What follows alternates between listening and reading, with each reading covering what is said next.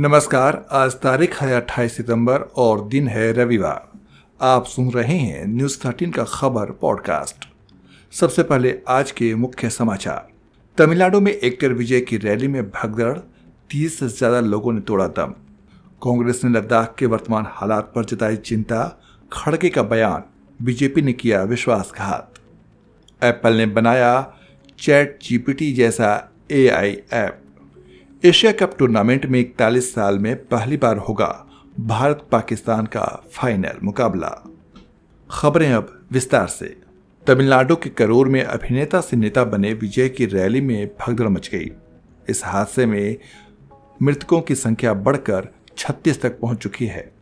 हादसे पर तमिलनाडु के मुख्यमंत्री एम.के. स्टालिन ने एक बयान जारी किया है, जिसके मुताबिक मरने वालों में 8 बच्चे और 16 महिलाएं शामिल हैं। मुख्यमंत्री ने मृतक के परिजनों को 10-10 लाख रुपए के मुआवजे का ऐलान भी किया है। इस घटना की जांच के लिए retired high court justice Aruna Jagadeesan की अध्यक्षता में एक सदस्यीय जांच आयोग का गठन किया जाएगा। हादसा उस वक्त हुआ जब शनिवार शाम विजय करूर में तमिलगा वेट्री कड़गम पार्टी की एक रैली को संबोधित कर रहे थे। इस हादसे में हताहतों की संख्या बढ़ सकती है। राष्ट्रपति द्रौपदी मुर्मू और प्रधानमंत्री ने इस हादसे पर दुख जताया है। कांग्रेस पार्टी ने लद्दाख के वर्तमान हालात को लेकर चिंता जाहिर की है। पार्टी ने सोनम वांगचुक की गिरफ्तारी की निंदा की।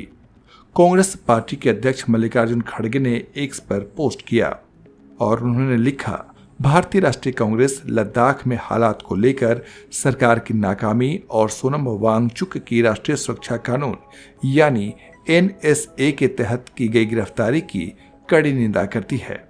इस संकट की घड़ी में बीजेपी की तरफ से लद्दाख के लोगों की उम्मीदों के साथ लगातार किया गया विश्वासघात है। बीजेपी ने क्षेत्र को 6ठी अनुसूची का दर्जा देने का वादा किया था, लेकिन दुख की बात है कि इस वादे को पूरी तरह से छोड़ दिया गया। वहीं शिवसेना यूबीटी प्रमुख उद्धव ठाकरे ने पर्यावरणविद सोनम वांगचुक को हिरासत में लिए जाने को लेकर केंद्र सरकार की आलोचना की है। उद्धव ठाकरे ने कहा कि जिस व्यक्ति ने हमारी सेना के लिए सौर टेंट तकनीक विकसित किया, उसे राष्ट्र विरोधी करार दिया जा रहा है, जबकि पाकिस्तान के साथ क्रिकेट मैच खेलने की परमिशन दी जा रही है। उद्धव ठाकरे ने कहा कि दुर्भाग्यपूर्ण है, सोनम वांगचुक ने दुर्गम इलाकों में तैनात भारतीय सैनिकों के लिए सौर टेंट तकनीक विकसित की। हैदराबाद में मूसी नदी में उफान की वजह से शहर के निचले इलाकों में पानी भर गया है। इससे इन इलाकों में रहने वाले 1000 लोगों को राहत शिविरों में पहुंचाया गया। जानकारी के मुताबिक बाढ़ का पानी महात्मा गांधी बस स्टेशन में भी घुस गया, जो तेलंगाना का एक बड़ा बस टर्मिनल है। उत्तर प्रदेश के बरेली जिले में आई लव मोहम्मद अभियान को लेकर शुरू हुए विरोध प्रदर्शन ने हिंसक रूप ले लिया। इसके मद्देनजर प्रशासन ने इंटरनेट पर बैन लगा दिया है। इसके साथ ही बाराबंकी और मऊ में भी तनाव बढ़ गया है। हालात को देखते हुए भारी संख्या में पुलिस बल तैनात किया गया है। सोशल मीडिया पर कड़ी नजर रखी जा रही है। पुलिस रिपोर्ट में बरेली हिंसा को सुनियोजित साजिश बताया गया है। बरेली में शुक्रवार रात की झड़पों के बाद बाराबंकी के फैजुल्लागंज गांव में एक बैनर विवाद का केंद्र बना। यहां आई लव मोहम्मद लिखा एक बैनर फाड़ दिए जाने के बाद हालात बिगड़ गए। स्थानीय लोगों ने आरोप लगाया कि चौकीदार धन्नी ने डंडे से रस्सी तोड़कर बैनर गिराया। इसके बाद एक समुदाय के लोग बड़ी संख्या में घटनास्थल पर पहुंच गए और विरोध जताने लगे।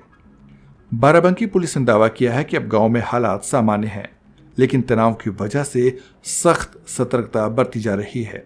वहीं मऊ जिले में जुमे की नमाज के बाद नई बाजार इलाके में जुलूस निकला।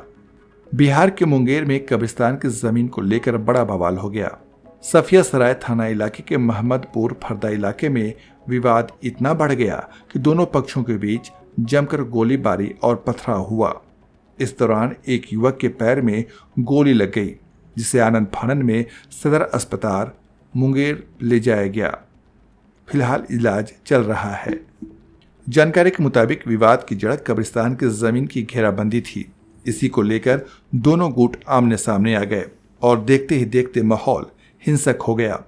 गोलीबारी के बीच जमाल मलिक पर फायरिंग करने का आरोप लगाया गया है। पथराव में भी कई लोगों के घायल होने की आशंका जताई जा रही है।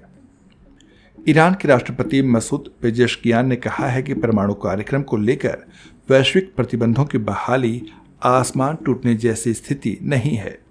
संयुक्त राष्ट्र प्रतिबंधों की बहाली पर ईरान की तात्कालिक प्रतिक्रिया शनिवार को सामने आई, जब उसने ब्रिटेन, फ्रांस और जर्मनी से अपने राजदूतों को सलाह मशविरे के लिए वापस बुलाने का ऐलान किया।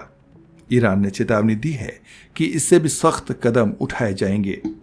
ईरान के राष्ट्रपति मसूद पेजेश्कियान ने संयुक्त राष्ट्र की ओर से अंतर्राष्ट्रीय प्रतिबंधों को दोबारा लागू करने की निंदा करते हुए इसे अनुचित और अवैध बताया है। अमेरिकी विदेश मंत्रालय ने शुक्रवार को बताया कि वो कोलंबिया के राष्ट्रपति गुस्तावो पेट्रो का वीजा रद्द करेंगे। विदेश मंत्रालय ने बताया है कि यह फैसला उकसाने वाली हरकतों के आधार पर लिया गया है। गौरतलब है कि न्यूयॉर्क में वामपंथी नेता पेट्रो ने सड़क पर फलस्तीन समर्थकों को संबोधित किया था। भारत ने रूस से करीब 27 और भारतीय नागरिकों को रूसी सेना की सेवा से मुक्त करने की अपील की है। विदेश मंत्रालय के प्रवक्ता ने इस बारे में बताया कि हाल ही के दिनों में पता चला है कि कुछ और भारतीय नागरिकों ने रूसी सेना ज्वाइन कर ली है। यह बात हमें उनके परिवारों के जरिए पता चली। उन्होंने बताया कि इस मामले को रूसी सरकार के साथ उठाया गया है ताकि जल्द से जल्द हमारे नागरिकों को वहां से रिहा कराया जा सके। झारखंड के लातेहार में अपराधियों के नापाक मंसूबे को पुलिस ने नाकाम कर दिया है। पुलिस ने आपराधिक गिरोह के 6 अपराधियों को गिरफ्तार किया। पुलिस ने इनके पास से एक अमेरिकन पिस्टल भी बरामद किया है। गिरफ्तार सभी अपराधी झारखंड के चतरा जिले के रहने वाले हैं। इसकी पुष्टि लातेहार एसपी कुमार गौर ने की। झारखंड के हजारीबाग में डीएमएफटी फंड से स्कूल पूर्व शिक्षा के क्षेत्र में बदलाव लाने की तैयारी की जा रही है। हजारीबाग जिला खनिज फाउंडेशन ट्रस्ट की न्यास परिषद की बैठक में सर्वसम्मति से प्रस्ताव पास किया गया। जिले के सभी आंगनबाड़ी केंद्रों को सरकारी जमीन पर बनाने का निर्णय लिया गया। साथ ही जिले में माइनिंग कॉलेज खोलने की बात पर भी सहमति बनी है। एप्पल कंपनी अब अपने वॉइस असिस्टेंट सिरी को एक कंप्लीट चैटबॉट बनाने की तैयारी कर रही है। कंपनी ने एक इंटरनल आईफोन ऐप बनाया है जिसका नाम वेरिटास है। वेरिटास का हिंदी अर्थ सच होता है। इस ऐप को फिलहाल सिर्फ एप्पल के अंदर टेस्टिंग के लिए यूज किया जा रहा है, लेकिन इसका मकसद सिरी को पूरी तरह से रीडिजाइन करना है।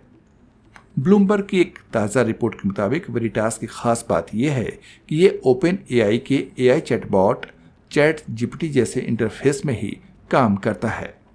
एशिया कप 2025 का फाइनल भारत और पाकिस्तान के बीच खेला जाएगा। आज रविवार को दुबई में दोनों टीमों के बीच खिताबी मुकाबला होगा।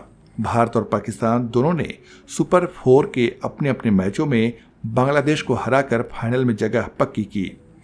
एशिया कप के इतिहास में पहली बार होगा जब दोनों चिर प्रतिद्वंदी टीमें एशिया कप फाइनल में आमने सामने होंगे।